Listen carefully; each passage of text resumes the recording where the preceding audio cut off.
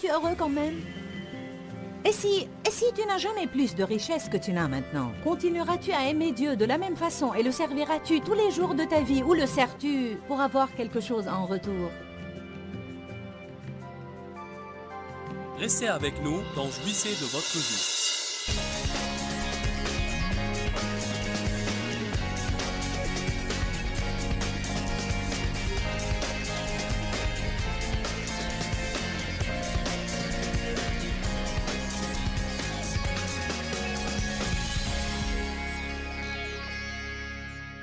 Je veux que nous soyons tous forts. Car la Bible dit la joie de l'Éternel est votre force. Si nous voulons être forts pour confronter le diable, nous devons garder notre joie. Vous avez la joie? Ne laissez pas le diable vous en priver. Ne laissez pas les gens autour de vous vous en priver. Quoi qu'il se passe dans votre vie, restez heureux tant que possible. Hier, j'ai parlé d'un sujet intitulé « Ne pas faire toute une histoire des petites choses ». Une des façons qui nous aide à rester heureux, c'est ne pas faire toute une histoire des petites choses que nous pouvons oublier et dépasser. Peut-être quelqu'un vous a vraiment blessé aujourd'hui. J'ai la solution. Surmontez cela. Ce qu'il a fait n'était pas juste. Avez-vous jamais été injuste avec quelqu'un? Et vous aviez besoin de quoi? D'un peu de miséricorde. Et vous vouliez quoi? Qu'il vous laisse tranquille. Alors on doit semer ce qu'on veut récolter. Ce matin, j'ai prêché un sermon puissant intitulé « Laissez-vous tranquille ». Ne soyez pas dur envers vous-même. Qui d'entre vous a été repu par le message de ce matin? Ouh, yami, yami, yami. Je vais vous parler de plusieurs choses, mais je ne vais pas les expliquer tout en détail car on n'en finira plus. Je vais vous parler de certains facteurs qui volent notre joie et comment nous devons effectuer quelques changements dans la façon dont nous traitons les choses. Sinon, le diable volera notre joie. Combien d'entre vous veulent être plus heureux? En réalité, je veux jouir de ma vie chaque jour et non pas de temps en temps seulement. Laissez-moi vous dire quelque chose. Même quand j'ai des problèmes énormes, je veux quand même jouir de ma vie. Je veux jouir de ma vie pendant que Dieu me change. Je veux jouir de ma vie pendant qu'il fait une percée spirituelle dans ma vie. Je veux jouir de ma vie pendant que mon ministère se développe. Je veux jouir de ma vie, mais j'ai découvert que cela est impossible sans détermination. Comme David a dit, « Voici le jour que le Seigneur a créé, je vais le vivre dans la joie. » Je crois vraiment qu'il faisait une déclaration, une proclamation que tous les démons puissent entendre. L'Éternel a créé cette journée, et s'il permet que je vive encore un seul jour, alors je vais vivre ce jour dans la joie.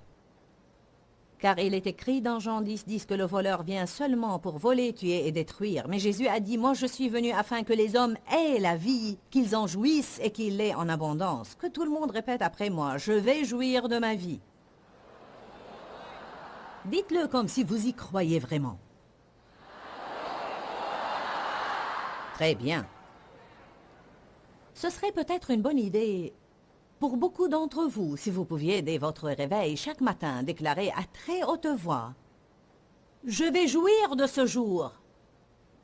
Je vais en profiter et je vais exercer mon autorité avant que le diable n'essaye de m'attaquer. Je vais garder ma joie et je suis résolu à jouir de ce jour. » Ce qui nous empêche de vivre notre vie dans la joie sont les œuvres de la chair. On vit selon la chair en essayant nous-mêmes d'accomplir le travail de Dieu. Vous essayez par vous-même de changer des choses que Dieu seul peut changer. Il y a dans votre vie quelque chose que vous ne voulez pas et vous essayez de vous en débarrasser, mais Dieu seul peut le faire. Ou bien vous désirez quelque chose de spécifique et vous déployez tous vos efforts pour l'avoir. Mais malgré cela, vous ne réussissez pas.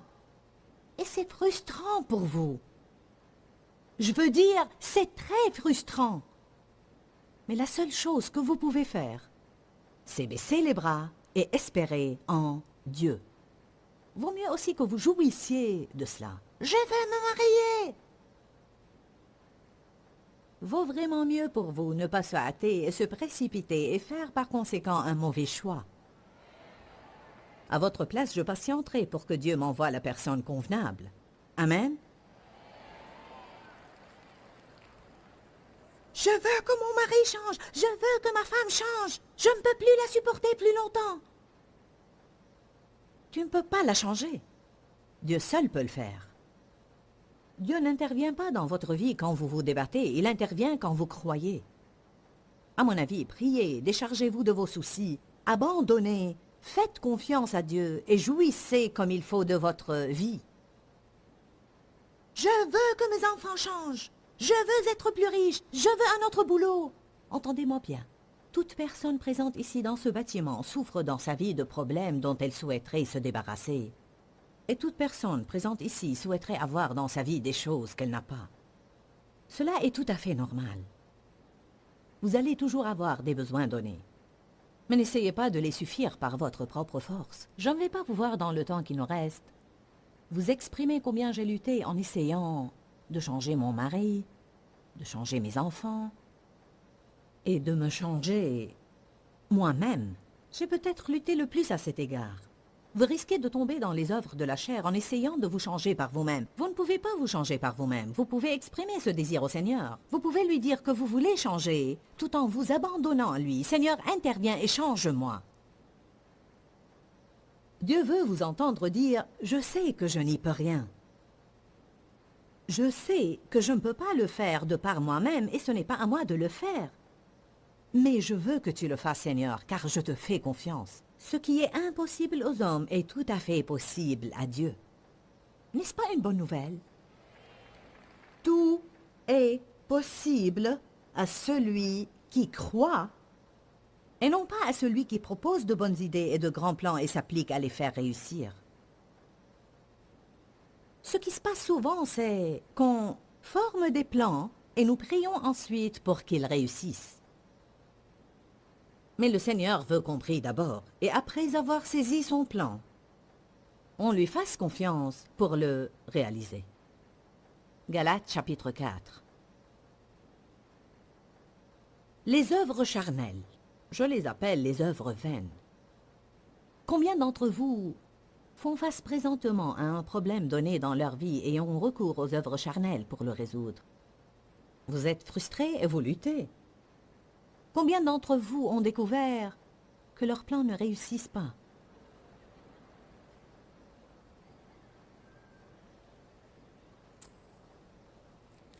Galates chapitre 4, verset 22. Car il est écrit qu'Abraham eut 2 fils, un de la femme esclave et un de la femme libre. 2 fils. Un de la femme esclave et un de la femme libre. Et celui de la femme esclave fut engendré selon la chair et de manière humaine, et celui de la femme libre en vertu de la promesse. C'est toute une allégorie. Ces 2 femmes représentent 2 alliances. La première est issue de la montagne de Sinaï où la loi a été donnée et dont les enfants seront esclaves. Agar représente cette alliance. Et bien entendu, Sarah représente l'autre alliance. Elle était censée attendre l'accomplissement de la promesse de Dieu et recevoir l'enfant d'une façon surnaturelle. Il y a en réalité 2 façons de vivre. Il y a 2 façons dont je peux vivre, soit en prenant soin de moi-même, soit en faisant confiance à Dieu. Je peux soit forcer les choses, soit faire confiance à Dieu pour les réaliser lui-même. Je veux que vous choisissiez ce soir comment vous voulez vivre. Vous voulez vous débarrasser de la pression exercée sur vous? Alors décidez ce soir de ne plus essayer de forcer les choses quand vous voulez et comme vous voulez selon votre plan. Et abandonnez votre vie à Dieu et dites « Seigneur, si tu ne veux pas cette chose dans ma vie, alors je ne la veux pas. Et je sais que si tu veux que je la reçoive et je te l'ai demandé, tu me la donneras quand... »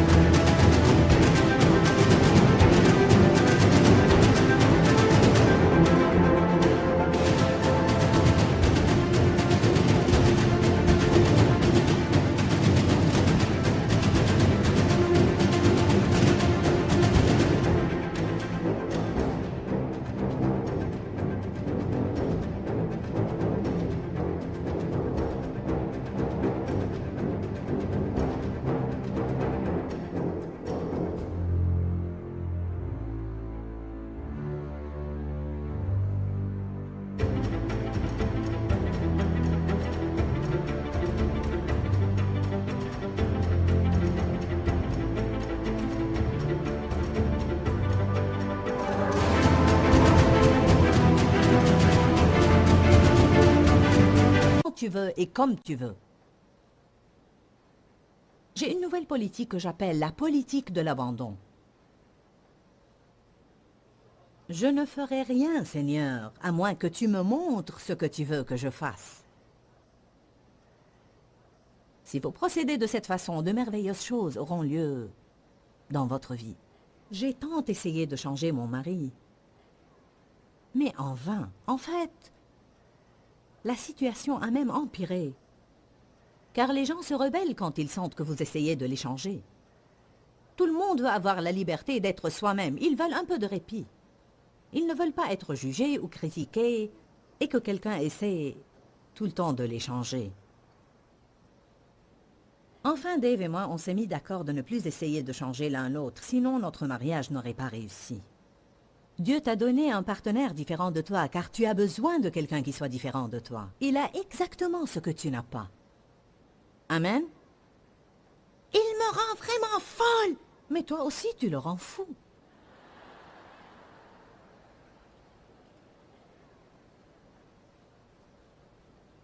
Les gens divorcent sous prétexte qu'ils ne sont pas compatibles. Personne n'est compatible. Vous ne trouverez jamais deux personnes qui sont compatibles de nature. La Bible dit que l'homme quittera son père et sa mère et s'attachera à sa femme, et les deux deviendront une seule chair. Je vous dis que l'action de devenir est le problème. Je peux dire que Dave et moi, nous sommes devenus une seule chair. Mais cela n'était pas une partie de plaisir au début. J'essayais de le changer, et lui essayait de me changer, et j'avais tous ces problèmes. Dave était très confiant et ne se souciait de rien, mais moi, je me souciais de tout. Je m'asseyais dans la cuisine pour compter l'argent et les factures, et il y avait toujours plus de factures que d'argent, alors que lui s'amusait avec les enfants. Et cela m'énervait beaucoup car je voulais qu'il me rejoigne à la cuisine et qu'il se fasse du souci. Comment peux-tu t'amuser et être content pendant que je suis accablé de soucis? Il répondait, rien ne te porte à te soucier et à t'inquiéter. On paye la dîme, on donne, et on fait tout ce que Dieu nous demande. Dieu prend soin de nous, ne t'inquiète pas, viens jouer avec nous. Ah non, non, il me faut une solution. Je voulais des solutions. Je ne voulais pas faire confiance à Dieu. Je voulais avoir devant moi un plan détaillé de tout, car je ne savais pas faire confiance à Dieu. La Bible dit que quand on se confie en l'Éternel, on entre dans son repos. C'est ainsi qu'on peut savoir si on a vraiment la foi. Car quand vous êtes comblé de vraie foi, vous entrez dans le repos de Dieu et vous savez que Dieu va intervenir sans savoir quand ni comment. Et vous ne vous inquiétez pas, car vous jouissez maintenant de votre vie pendant que Dieu s'occupe de vos problèmes. C'est de cette façon que Dieu veut qu'on vive. Mais on a à croire qu'il existe vraiment et qu'il récompense tous ceux qui le cherchent. Dave et moi, nous sommes différents, comme tout autre couple, mais on a appris à bien s'entendre et à respecter les différences de l'autre. On fait beaucoup de projets et on se débat pour les réaliser. On doit être plus confiant en Dieu. Comment voulez-vous vivre? Vous voulez vivre selon les promesses de Dieu ou lutter? Allons ensemble à Genèse 15. Je vais vous résumer rapidement l'histoire d'Abraham, Sarah et Agar, et vous parler des deux alliances et des deux options de vivre. Certains d'entre vous ont à prendre une décision. Je vous assure, et je sais par le Saint-Esprit, que vous avez à prendre une décision. Dieu vous a amené ici pour que vous preniez une décision concernant votre façon de vivre. Certains d'entre vous sont épuisés. Ils en ont marre de refaire toujours la même chose, la même chose, la même chose, la même chose, la même chose. Je vous dis maintenant, vous avez besoin de suivre le plan de Dieu pour votre vie. N'essayez plus de contrôler le monde et tous ceux qui vous entourent, et laissez Dieu faire ce que lui seul peut faire. Abraham, chapitre 15. Je veux dire Genèse, chapitre 15. C'est le nouveau livre que j'ai ajouté.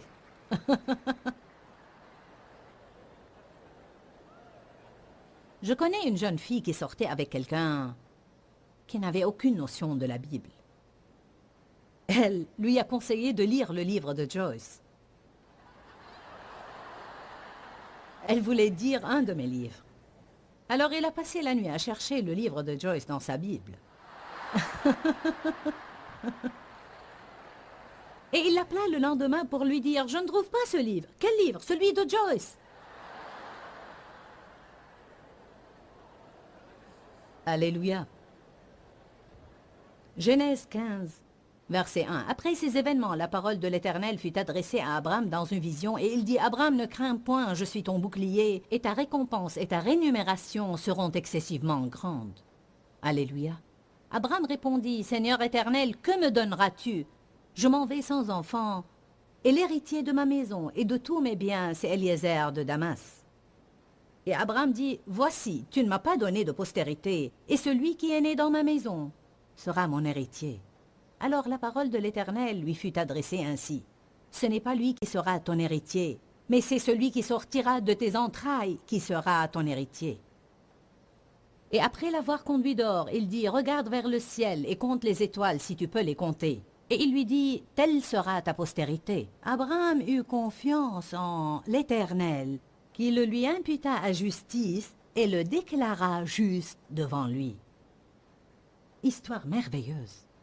Le Seigneur lui dit « Je vais te bénir. » Et Abraham répondit « Que me donneras-tu, Seigneur éternel, si je n'ai ni enfant ni héritier sur cette terre ?» En fait, on entend les cris d'Abraham. Il disait « Je veux un enfant. Donne-moi un enfant, Seigneur. » C'est ce qu'il voulait.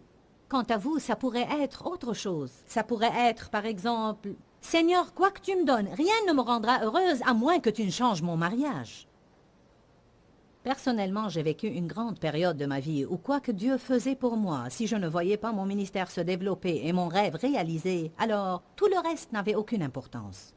Vous savez, le Seigneur voulait se servir de moi, mais il avait à me changer d'abord. J'avais le don, mais pas le caractère. J'avais le don, mais pas le fruit. On reçoit les dons, mais le fruit se développe en nous. Il faut endurer pour avoir le fruit. Dieu met le don en vous. Depuis plusieurs années, je pouvais prêcher et enseigner juste comme je le fais maintenant, mais le Seigneur ne m'avait pas envoyé au monde, car j'aurais causé beaucoup de dégâts. Je n'avais ni le fruit ni le caractère. Il vaut mieux que je vive la parole et non pas la proclamer seulement, car je risque de blesser beaucoup de personnes. Dieu avait à faire de grands changements en moi avant de se servir de moi. Je n'ai vraiment pas le temps maintenant de vous raconter combien j'ai souffert pour surmonter les blessures du passé, l'abus, la colère et le ressentiment pour devenir ce que je suis aujourd'hui. Mes larmes auraient bien pu remplir une piscine. Il est important que vous m'écoutiez, non pas parce que j'écris des livres et prêche des sermons, mais parce que je vous parle de mon expérience personnelle. Je vous fais part de mes expériences personnelles et vous assure que les œuvres de la chair sont vaines. Je ne pouvais pas faire de sorte que mon ministère se développe et le Seigneur n'allait pas le faire, à moins que je lui dise, même si ça n'arrive jamais, je me réjouirai quand même. Quand on veut tellement une chose qu'on ne peut pas être heureux sans elle, alors notre désir n'est plus divin, il devient un désir charnel. Tout ce qui nous est plus important que le Seigneur, on ne l'aura jamais. Alléluia. Le Seigneur a demandé à Abraham de mettre Isaac sur l'autel, en sacrifice, juste pour le tester et pour l'inciter à réarranger ses priorités, car il semble qu'Isaac avait pris la prédominance sur Dieu aux yeux d'Abraham. Alors le Seigneur a testé Abraham, juste pour savoir s'il était prêt à lui sacrifier son fils unique. On subit tous des épreuves. Je me demandais, et si mon ministère ne se développait jamais? Et si je ne prêchais jamais à plus de 50 personnes, est-ce que je continuerais à aimer Dieu et resterais heureuse? Et si Dieu ne répond pas à ton besoin, resteras-tu heureux?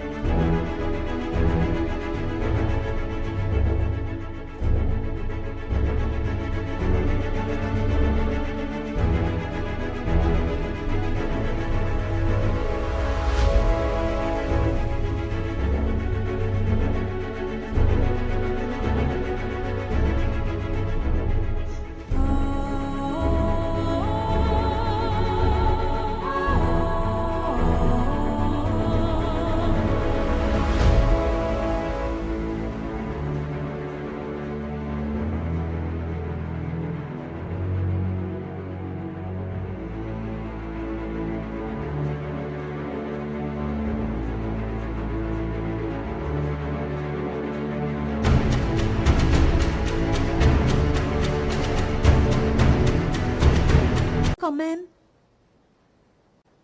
Il faut que tu apprennes à rester heureux, sinon tu n'auras jamais ce que tu désires avoir. Vous m'entendez bien? Tu veux peut-être te marier, et si tu ne te maries jamais, resteras-tu heureux quand même? Tu veux peut-être qu'un membre de ta famille change, et s'il ne change jamais, resteras-tu heureux quand même? Et si tu n'as jamais plus de richesse que tu n'as maintenant, continueras-tu à aimer Dieu de la même façon et le serviras-tu tous les jours de ta vie ou le sers-tu pour avoir quelque chose en retour?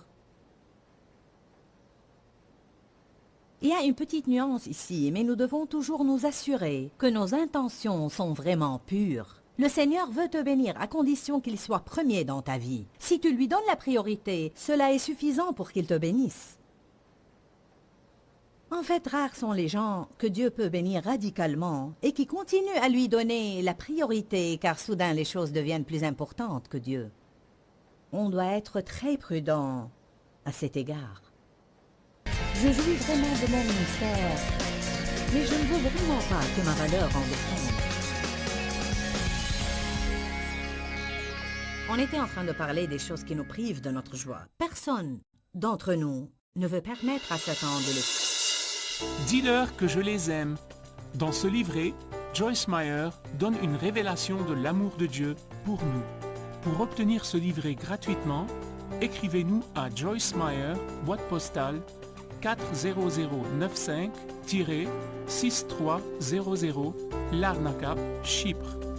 Ou bien visitez notre site web www.joycemeyerme.org/fr.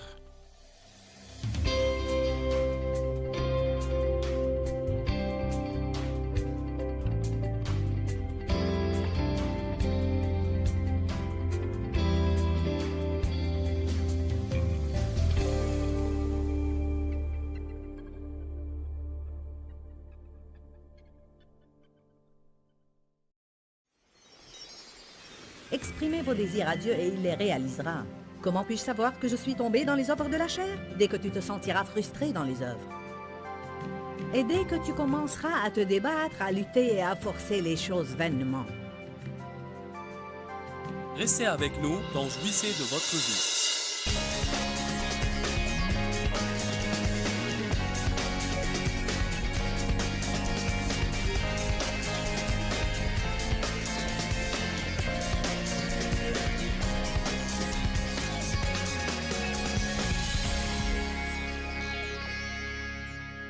Notre Dieu est merveilleux.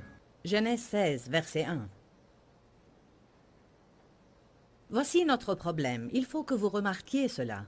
Sarai, femme d'Abraham, ne lui avait pas donné d'enfant. Elle avait une servante qui s'appelait Agar. Sarai dit à Abraham, « Puisque l'Éternel m'a empêché d'enfanter, va donc vers ma servante égyptienne. Peut-être aurai-je de cette façon un fils par elle. » Abraham écouta la voix de Sarai. Vous savez ce qui s'est passé? Elle en avait assez d'attendre, et Abraham aussi. Alors, elle eut une bonne idée. C'est ce que nous faisons, nous aussi, quand on en a assez d'attendre. On dit, « Ah, je sais ce qu'il faut faire. » Et on va pour une autre tournée autour de la montagne. Vous êtes là? Et ainsi, par vos propres actions, vous allongez votre temps d'attente.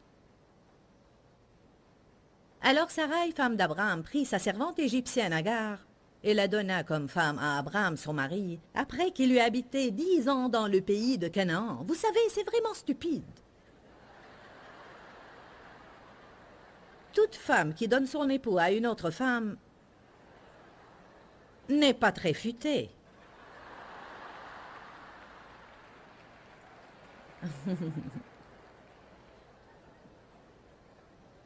Alors il alla vers Agar et elle devint enceinte. Et quand celle-ci se vit enceinte, elle regarda sa maîtresse avec dédain et la méprisa. Là, Agar a changé d'attitude. Au début, elle était soumise et obéissante. Et maintenant, elle se sent supérieure à Sarai. « Nanana, je suis enceinte, mais toi, tu ne l'es pas. » Ils sont humains juste comme nous le sommes.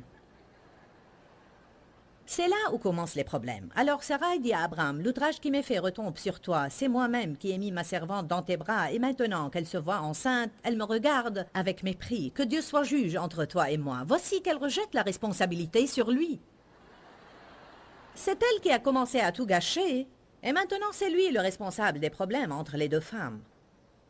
Mais Abraham dit, « Ce n'est pas de ma faute. » Verset 6. Abraham répondit à Sarai, « Ta servante est entre tes mains, agis à son égard comme tu le trouveras bon. Cela ne me concerne pas. » Cela n'est-il pas pareil à l'histoire d'Adam et Ève? Chacun rejetait la responsabilité sur l'autre et personne ne voulait l'assumer. On agit de même quand on fait du gâchis dans notre vie. Quand on agit selon la chair et devons subir les conséquences, on blâme les autres et le diable. C'est le diable, le diable, le diable, le diable.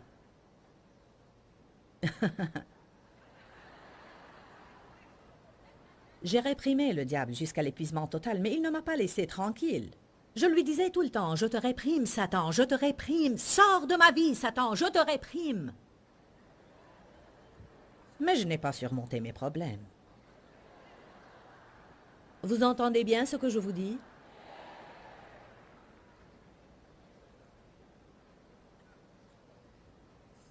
Genèse 17, verset 1 au verset 5. Quand Abraham fut âgé de 99 ans, en ce moment-là, son enfant d'Agar était déjà né et il l'avait appelé Ismaël, et ce dernier était un guerrier. Il a combattu toute sa vie. Alors il s'occupait d'Ismaël, essayait de l'élever. Agar et Sarai se disputaient, et Abraham entre elles. Ce n'était pas une partie de plaisir. La Bible ne note pas les détails, mais qui peut imaginer, sans rentrer dans les détails, comment était la situation dans la maison d'Abraham? Amen. Et maintenant, il se demande, « Où est l'enfant que tu nous as promis, Seigneur? » Je ne crois pas qu'ils auraient eu à attendre 20 ans si Ismaël n'était pas né. Je crois que la promesse de Dieu se serait accomplie plus rapidement, mais le problème est qu'Ismaël est là et ils auront à lui changer les couches. Quand tu fais du gâchis, il te faudra longtemps pour régler les choses. Qui parmi vous a expérimenté que résoudre les problèmes nécessite beaucoup plus de temps qu'à les provoquer? Oh, alléluia! Je prêche bien ce soir. Qui parmi vous souhaiterait avoir évité de faire des choses qu'il a faites? Wouhou! Gloire à Dieu!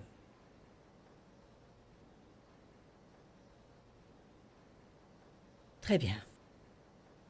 Genèse 17, 1. Quand Abraham fut âgé de 99 ans, l'Éternel lui apparut et lui dit, « Je suis le Dieu Tout-Puissant. Conduis ta vie sous mon égard et comporte-toi de manière irréprochable et sois intègre. J'établirai mon alliance entre moi et toi et je te multiplierai à l'infini. » Abraham se prosterna et Dieu lui dit, « Voici mon alliance que je fais avec toi. Tu deviendras père d'une multitude de nations. Désormais ton nom ne sera plus Abraham, père éminent, mais il sera Abraham, père d'une multitude, car je ferai de toi le père d'une multitude. » Regardons maintenant les versets 15 à 17. Dieu dit à Abraham, « Pour ce qui concerne ta femme Sarai, tu ne l'appelleras plus Sarai, mais Sarah, ou princesse, sera son nom. » Mais Sarai était déjà vieille, toute ridée et ménopausée. Elle ressemblait peut-être à tout, sauf à une princesse. Mais Dieu lui dit, « Désormais, je veux que tu l'appelles princesse. Je la bénirai, je lui donnerai un fils, et je t'accorderai par elle un fils. Je la bénirai, et elle deviendra la mère de plusieurs nations. Des rois de plusieurs nations sortiront d'elle. » Alors Abraham se prosterna et se mit à rire.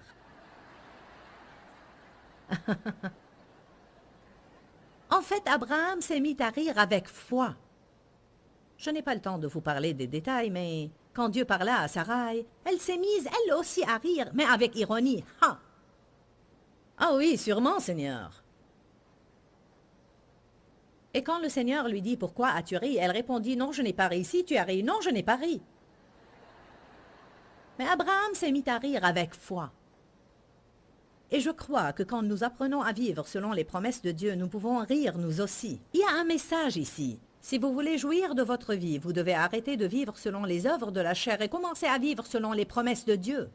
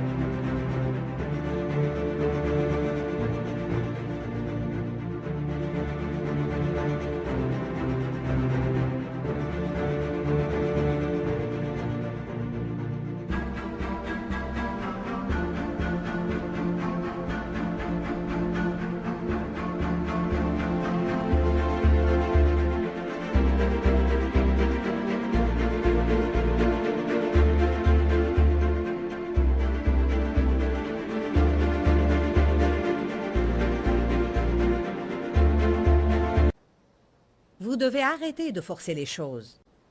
Exprimez vos désirs à Dieu et il les réalisera. Comment puis-je savoir que je suis tombé dans les œuvres de la chair? Dès que tu te sentiras frustré dans les œuvres.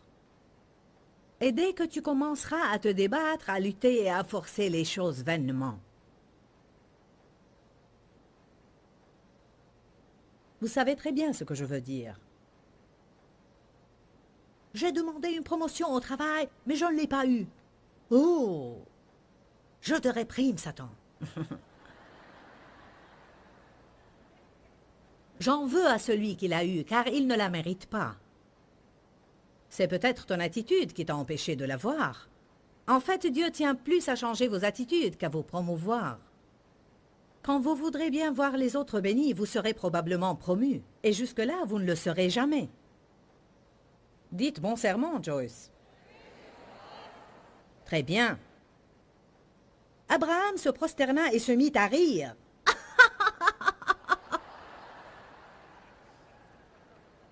Vous savez, c'était vraiment drôle. Laissez un séparateur dans Genèse et prenez Romains 4.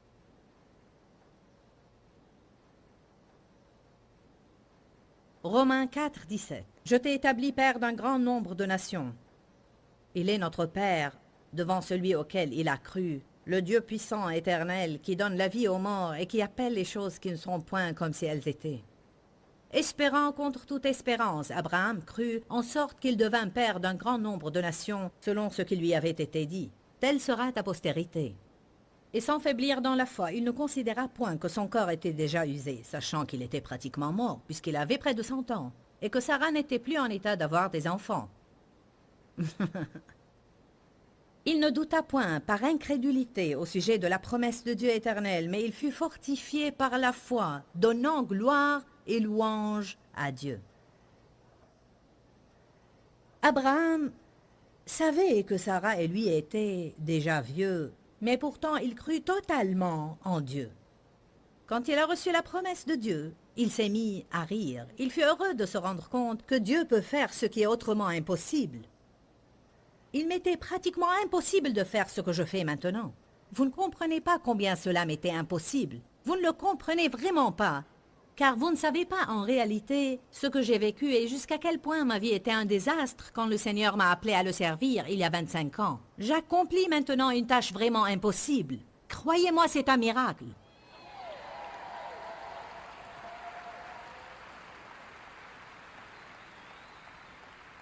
Amen.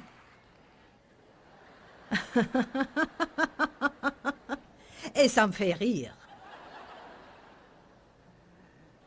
Maintenant, je garde un grand sourire presque tout le temps. Mais j'ai passé une partie de ma vie, avant Jésus, triste, et les sourcils froncés tout le temps. Retournez à Genèse. Genèse 21, 1.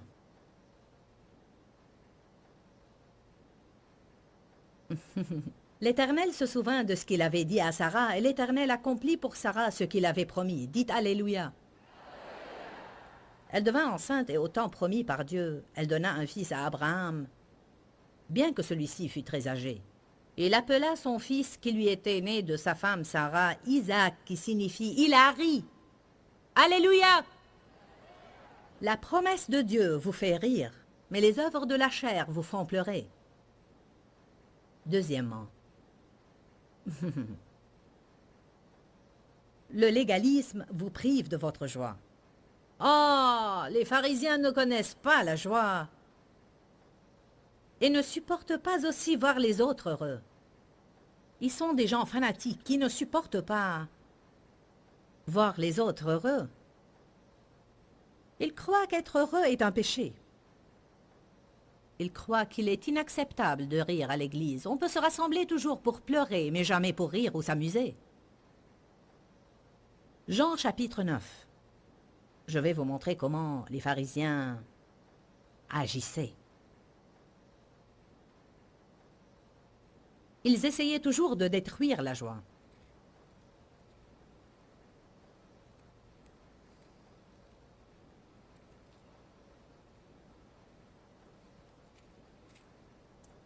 Je vais vous lire l'histoire de l'homme né aveugle. En partant, Jésus aperçut un homme aveugle de naissance. Ses disciples lui dirent, « Rabbi, qui a péché, cet homme ou ses parents, pour qu'il soit né aveugle ?» Jésus répondit, « Ce n'est pas que lui ou ses parents aient péché pour qu'il soit né aveugle, mais c'est afin que les œuvres de Dieu soient manifestées en lui. Il faut que je fasse, tandis qu'il est jour, les œuvres de celui qui m'a envoyé. La nuit vient où personne ne peut travailler. Pendant que je suis dans le monde, je suis la lumière du monde. » Après avoir dit cela, il cracha à terre et fit de la boue avec sa salive. Puis il appliqua la boue sur les yeux de l'aveugle. C'est bizarre, n'est-ce pas? Si vous pensez que la prière ce soir, pour que vous receviez le baptême du Saint-Esprit, était bizarre, qu'auriez-vous fait alors si j'avais craché sur quelqu'un?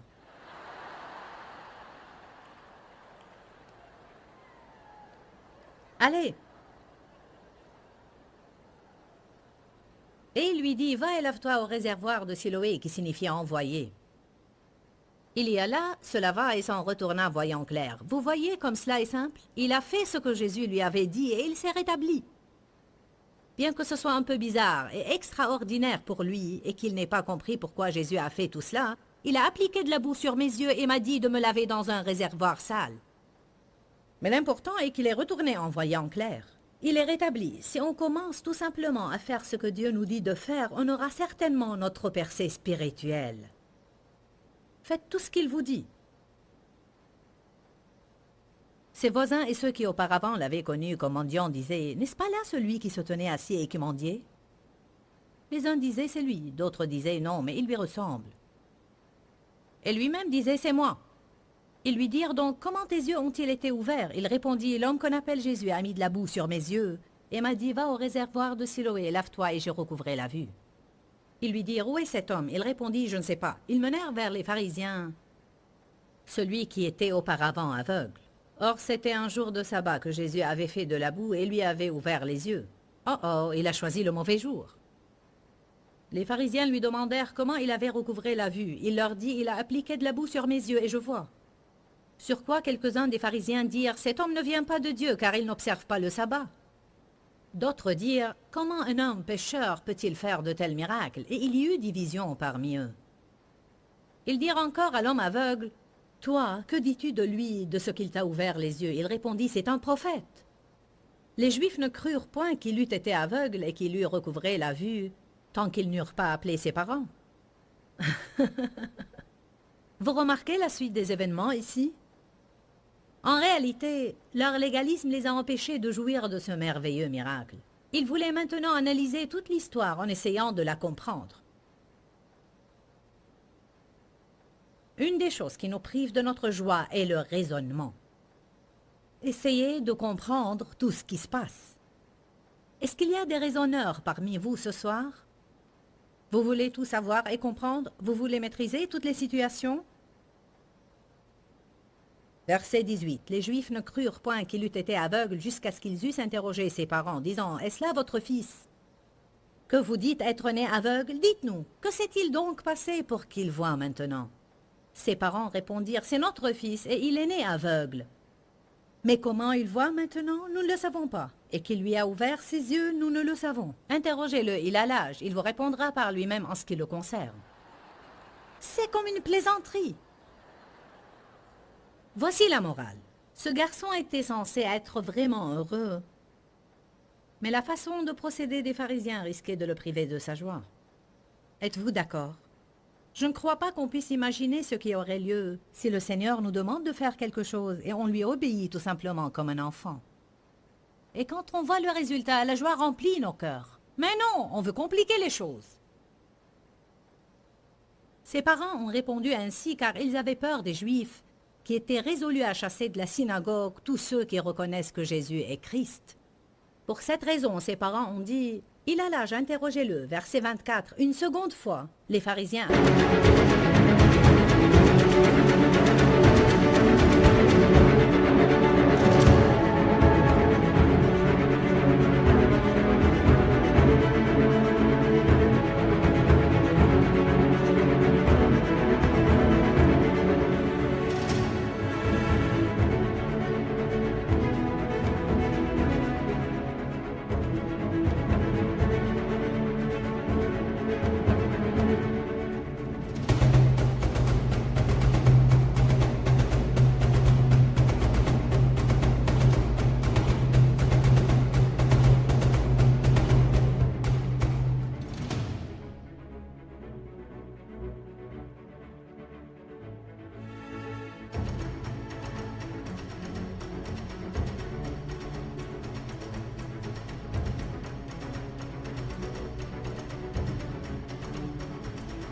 appelèrent l'aveugle et ils lui dirent « Glorifie Dieu ! Nous savons que cet homme est un pécheur. » Il répondit « S'il est pécheur ou non, je ne sais, mais je sais une seule chose, c'est que j'étais aveugle et maintenant je vois. »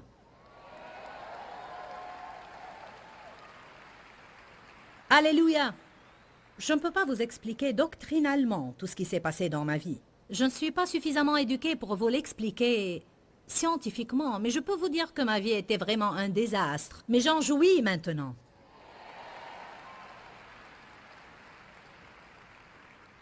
Vous savez ce qui a changé ma vie? C'est me tenir dans la présence de Dieu et lui dire, tout en pleurant, « Si tu ne me changes pas, je ne changerai jamais. » Parce que j'ai fait tout mon possible et j'ai tout essayé. En réalité, j'ai fait de mon mieux. J'ai réprimé tous les démons, j'ai jeûné, j'ai prié, j'ai pleuré, j'ai supplié, j'ai plaidé. Mais tout cela était en vain. Alors où tu me prends tel que je suis et je resterai tel quel toute ma vie, ou c'est à toi de me changer? Je baisse les bras.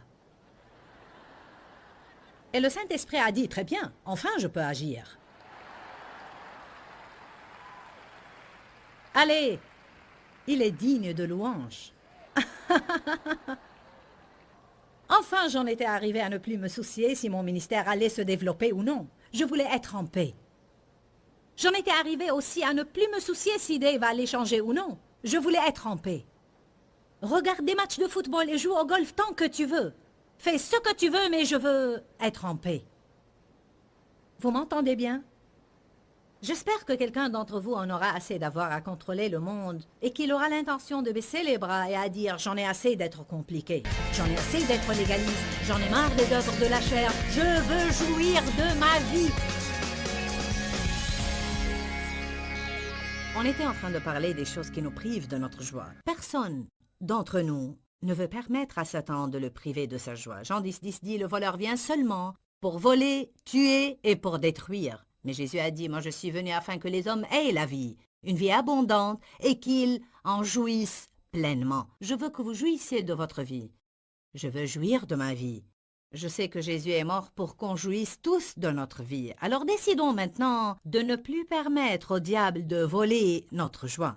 Dans 1 Corinthiens 2,9, il est écrit que l'œil n'a pas vu et que l'oreille n'a pas entendu ce que l'esprit humain n'a jamais soupçonné, mais que Dieu tient en réserve et a préparé pour ceux qui l'aiment. La Bible amplifiée ajoute aussi ceux qui le respectent profondément et ceux qui lui obéissent promptement. Je vais vous dire que je ne crois pas que vous avez vu ou entendu ou pensé aux bonnes choses que Dieu vous a préparées, mais vous auriez peut-être besoin de vous élever un peu plus dans le domaine de l'obéissance. Je ne sais pas ce que Dieu essaie de faire maintenant dans votre vie, mais j'ai voulu partager cette écriture avec vous, car j'ai senti que si je le faisais, cela vous motivera pour savoir qu'après tout choix difficile que nous avons à faire, il y a toujours une récompense. Que le Seigneur soit avec vous et vous bénisse abondamment.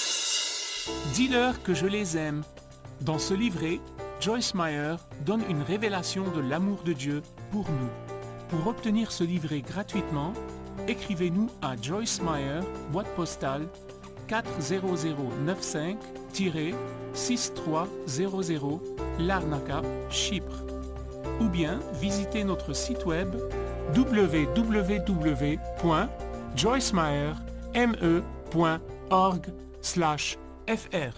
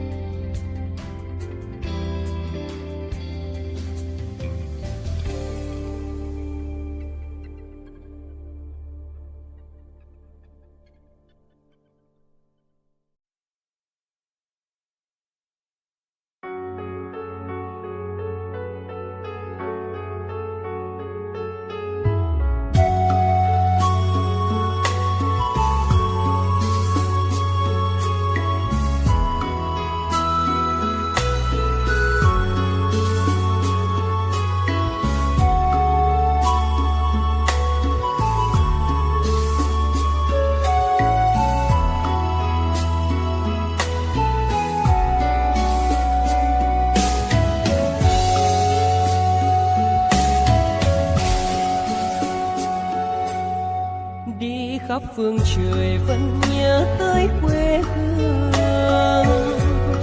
người về đây thăm làng trù quê mẹ và làng sen quê cha, xúc động bồi hồi người rơi giọt lệ thương mái nhà tranh.